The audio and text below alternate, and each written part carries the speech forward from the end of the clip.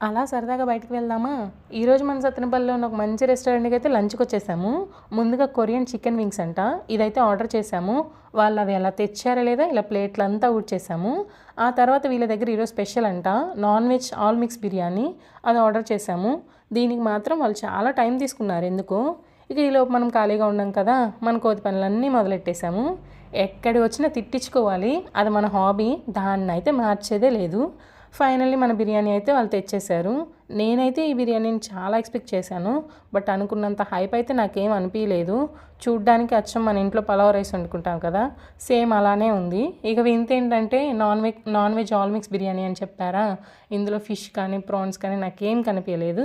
Only chicken and mutton pieces కనిపించాయి.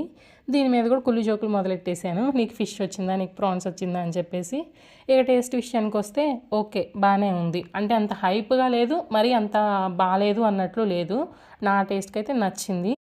ఇక ఫైనల్గా ఫుడ్ అంతా కంప్లీట్ చేసి హాయిగా కూర్చున్నా అనమాట. ఈలోపే వాళ్ళు బిల్ తెచ్చేశారు. అసలు ట్విస్ట్ ఇక్కడే ఇచ్చాడు మా హస్బెండ్. అదేంటి, ఫుడ్ నేనే పెట్టించాను కదా, బిల్ కూడా నేనే పే చేయాలా అని చెప్పేసి అన్నారు. ఇక మనం కూడా ఇంటెలిజెంటే కదా, ఇది తెలిసే నేను పైసలు కూడా తీసుకెళ్ళలేదన్నమాట. చిన్నగా ఎలానో మాయ చేసి పైసలు అయితే కట్టించేశాను. ఇంకేముంది, బిల్ పే చేసి చిన్నగా జారుకున్నాం బయటికి.